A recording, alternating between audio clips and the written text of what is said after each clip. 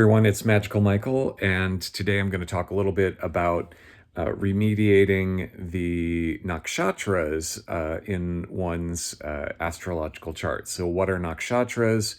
If you'll recall a previous video where I talked about the lunar mansions in the Arabic tradition, which is to say the manzils, there are different talismans that you can use to create various talismanic properties. And you can also go about simply requesting of the moon, if you're very intuitively inclined, hey, how do I rectify this mansion or this mansion, etc. But the idea of remediation, it didn't seem as highly emphasized in that tradition. It seemed like it had more, hey, this is good for magic, to do X, Y, or Z, or this is a good electional time to do X, Y, or Z, or Z, depending on where you're from. So instead, I thought I'd do a little bit of a talk about remediation. Now, Andrew B. Watt, and I do recommend you find his Patreon and support him in any way that you can.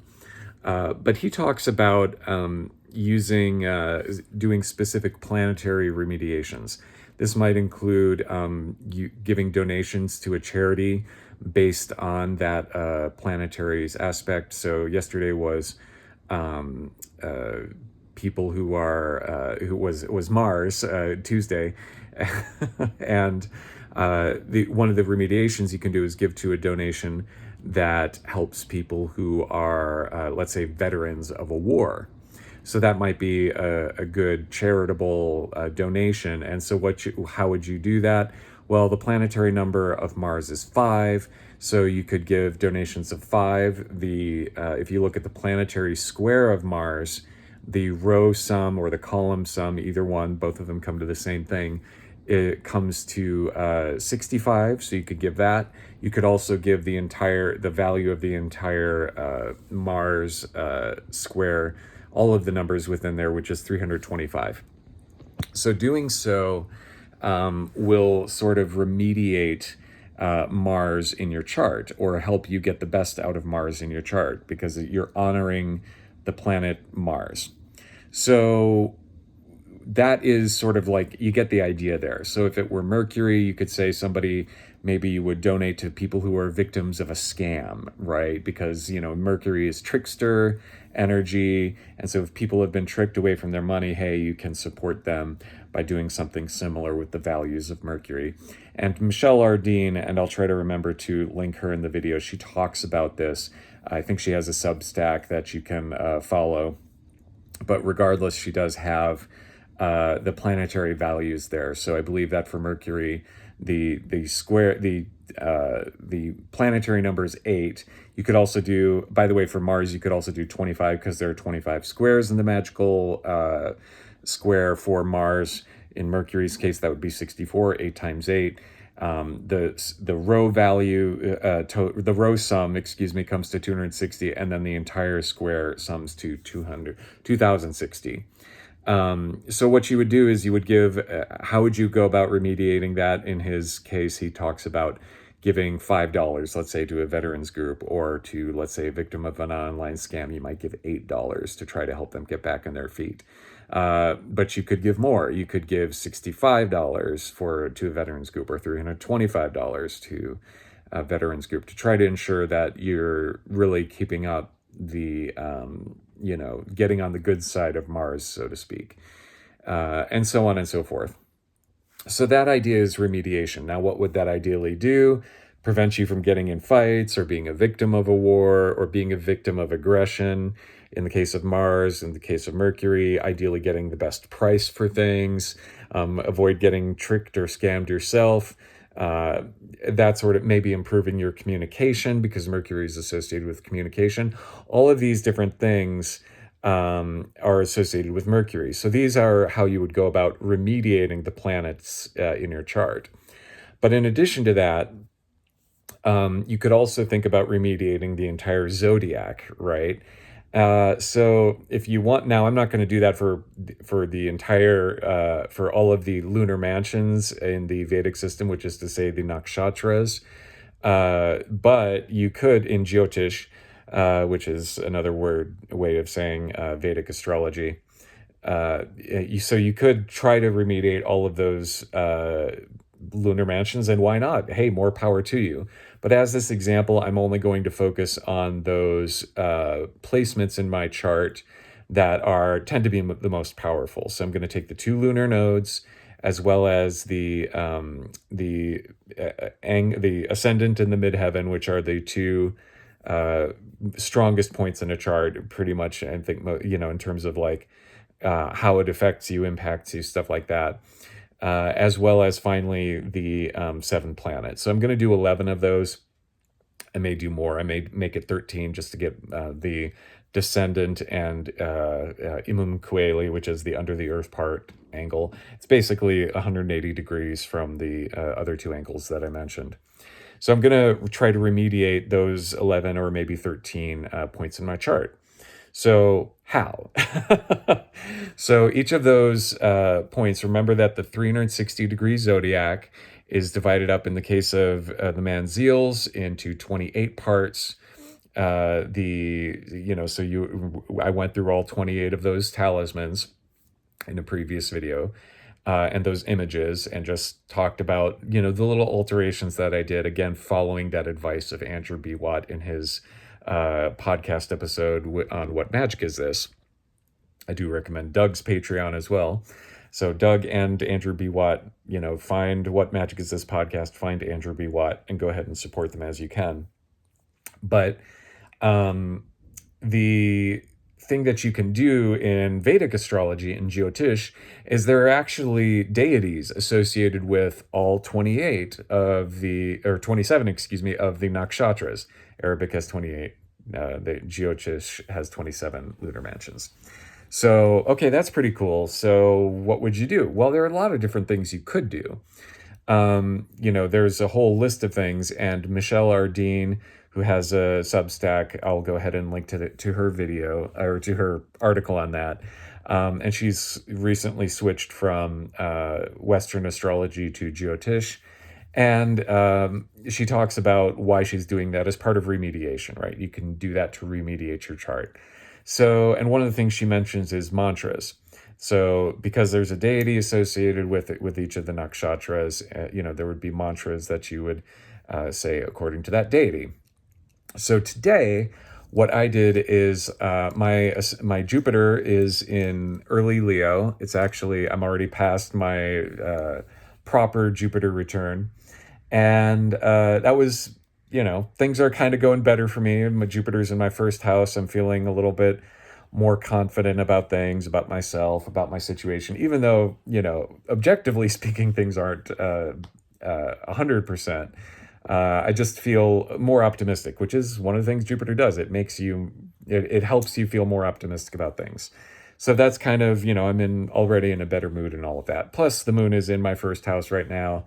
It's separated a little bit from Jupiter, but all of these things are kind of adding up to feeling good. So as I mentioned, the moon is in my first house. It's still in that lunar mansion, the Vedic lunar mansion, which is to say the nakshatra, that 360 degrees divided by 27, that 1/27th of the zodiac, that nakshatra. And that nakshatra's name is Pushya. So Pushya, in this case, is associated with Brihaspati, and the deity, and Brihaspati is also, just happens to be the deity associated with Jupiter, the planet Jupiter. So it could be that you have Jupiter elsewhere in the zodiac, and it wouldn't be associated with that particular deity, but in my case, it just happens to be. I believe that in Vedic astrology, in the sidereal astrology, my Jupiter actually lands, if you were in Western astrology, it's in Leo, tropical astrology, it's in Leo, but in sidereal astrology, it's in Cancer. So who knows? Maybe some people will say, aha, you really have an exalted sun and exalted Jupiter, but I don't know. I've always felt like Taurus Sun, Jupiter, Leo is better, but regardless, it's in Pushya, in the Vedic tradition, in Jyotish. So I went ahead and today I went ahead and recited mantras to Brihaspati. So already I can kind of feel like that same. And basically, what did I do? Right. Here's where the real thing is. So I recited mantras to Brihaspati, and I did that after already sort of setting myself up in my Buddhist practice. So I always sort of every morning I take refuge in the Buddha, Dharma, and Sangha, and I also recite the four immeasurables. May all mother sentient beings, limitless as space, have happiness and the causes of happiness. May they be free from suffering and the causes of suffering. May they never be separated from the happiness which is free from sorrow. And may they rest in equanimity, free from attachment and aversion. This is my genuine wish, right? I want this for everybody, for all sentient beings.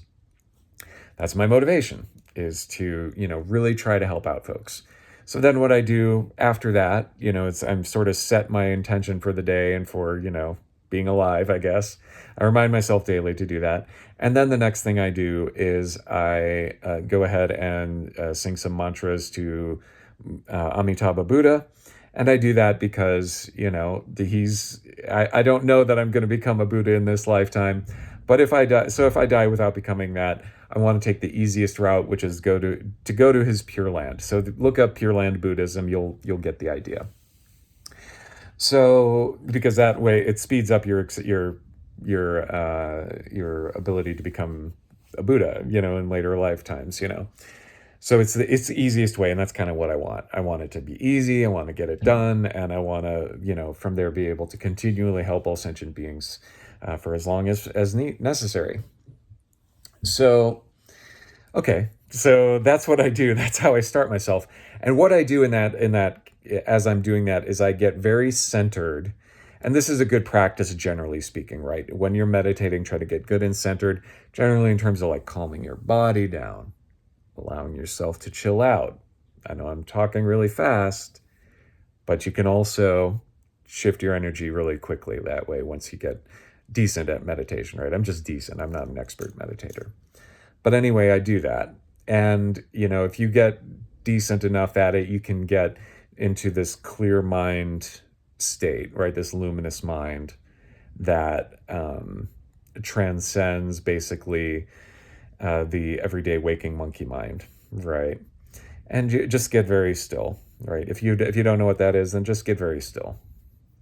So I will do that. And basically when that happens, without getting too into it, but why not? It's Patreon, right?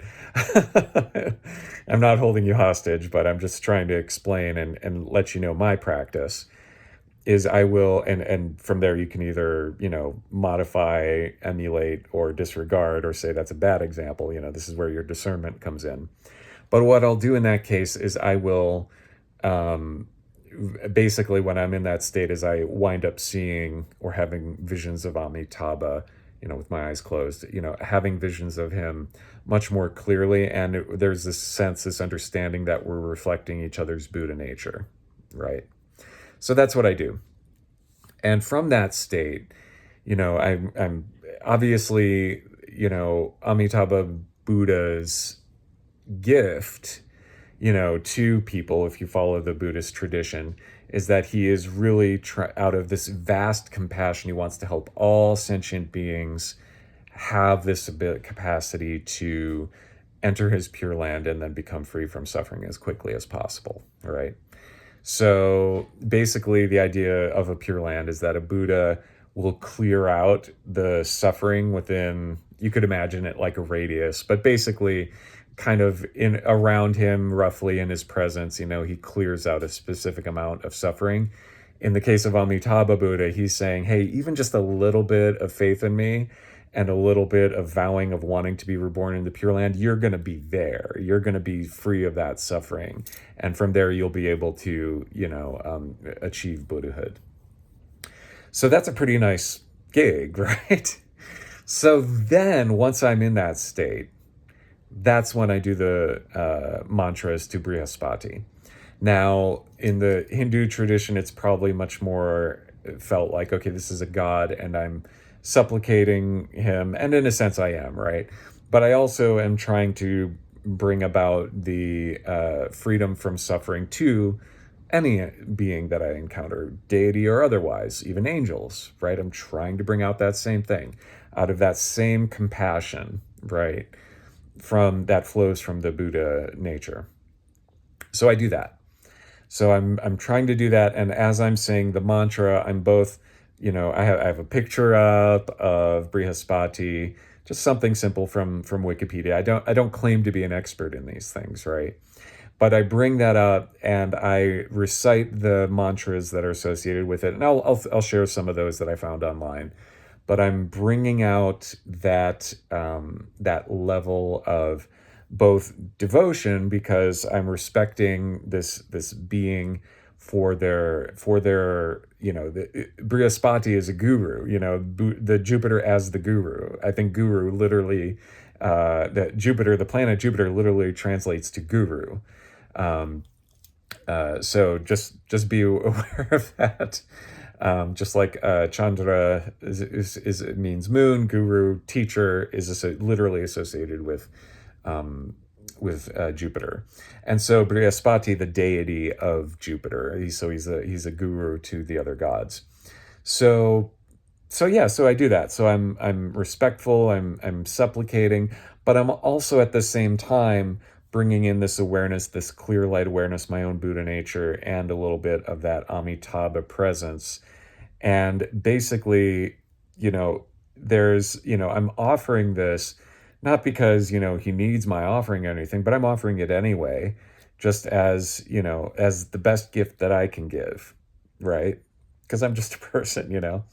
Now, I also, out of devotion, recited the mantras. There are different schools of thought about how much you want to do that. If you have a very afflicted Jupiter, then, let's say it's in like the 12th house. Let's say, you also have it in Pushya, but it's in the 12th house, right? Or it's in the 8th house. What you would want to do then is you'd probably want to recite the mantras a little bit more. Mine's in kind of a good condition. It's in the 1st house. But I went ahead and still recited each of these mantras 4 times.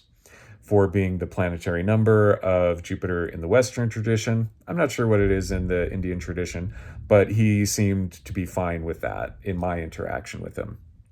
Now, some of the more heavier ones, I forgot to mention how often. There's ideas that you should recite the mantra 108 times or even 1,008 times.